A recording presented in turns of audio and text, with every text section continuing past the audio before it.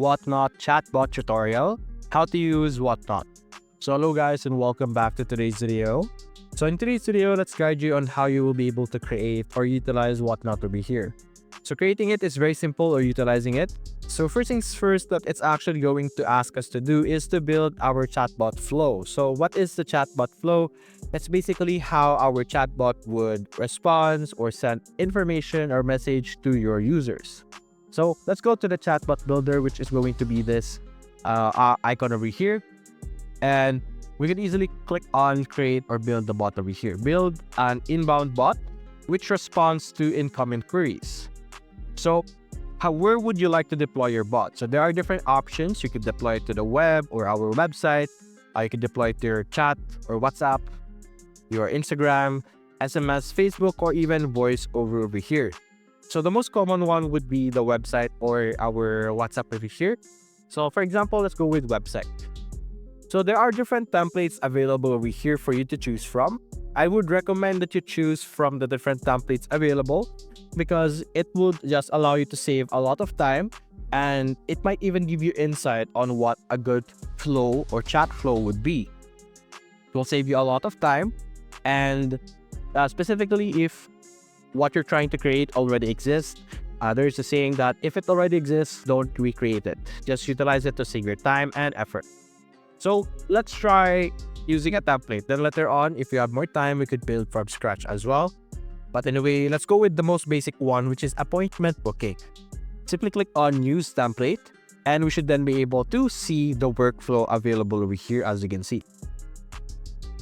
So let me explain first what is happening. So we have our trigger over here, which is going to be the bot is triggered when a specific answer or a specific condition is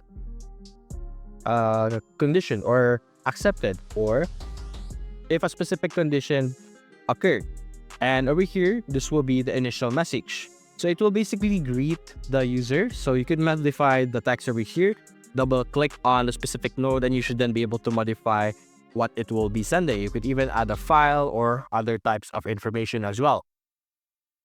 And then after that, it will provide, or you could provide directly date selection and then choosing some timeline. So these are now actions that are going to happen. So after your bot or our bot over here introduces itself, it will provide the user with the ability to select the date and the time slot, and then which has different options over here.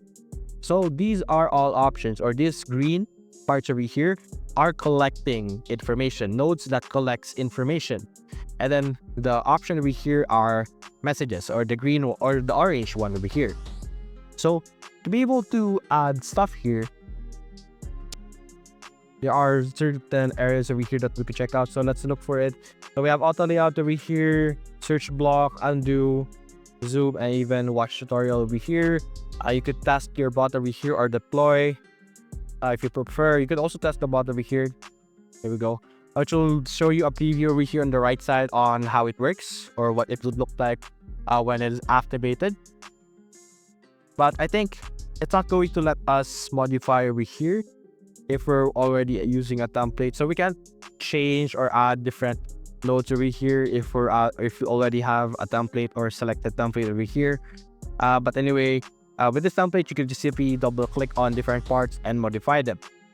So for us to be able to create our own, let's delete one of this one over here. And let's actually build one from scratch so we could see our different nodes or different things that we could add into our bot. So over here, simply click on add button over here, and then you should then be able to see here all our different integrations and different things that we are able to do. So commonly we have the talk. Earlier we are seeing the collect nodes, which are these ones. There are also for dev options over here. This is a bit more complicated. We have AI as well, and then some logics over here. So initially we have the send message, of course, which will then send a message to our user. So let's say, Sean, how can I help you? There we go. And then depending on what your chatbot's purpose is, you could initially add it already in this first message, assuming you're going to assume the questions already. So if your chatbot is for appointment, you're already going to ask them to set a specific date, stuff like that. Or if your chatbot is for helping people in e-commerce, so for example, over here, we'll change this. Here are some highlight or check out our menus or product listing, something like that. And then you could add a file or something. But over here, we're going to add more section over here. So let's say you could add some conditions, delays, so on and so forth. You could even send an email over here. You have a lot of integrations that you could perform. But we could add some buttons over here. What would you like to choose? You could add a button over here. Let's add this one. So this one should be a text. It's not letting us modify it, but anyway. Select this one. So you could have options over here. Then you could add another section or another additional output. So when the person has selected this, you could have a specific output. To be able to add another button, you could add another branch here. There we go. And then you could modify our text in this area as well. So we could modify this one. So the button one, so let's say shoes. This one, let's say clothes. And this one, you could say some suits, stuff like that. And then you have different options over here. So you could have or redirect them to specific pages on our section over here. So there are some sections over here for specific pages like HTTP over here to redirect them, or even give them a image gallery over here and so on and so forth. So it's just going to be determining, or you're just going to be assuming the flow of conversation, and then you're going to set it up over here. After you have all of your bots, or if you have your bot set up, you are able to actually check out its performance, like the business value generated, our saves, stars over here, and so on and so forth, equipment, engagement, and so on and so forth. Then you could also check out live chat over here, wherein if the bot is unable to assist with the person, you could also join over here. So let's say we have a chatbot and then it's going or proceeding through its different section or flow that you have provided. You could easily join in if you prefer as well. If you feel like you needed to join and like have more conversation or ask more additional questions, you could easily just join the conversation over here, and you could take over for the bot, and you could easily check out if there are assigned chats to you. So this is typically be done with Teams and so on and so forth.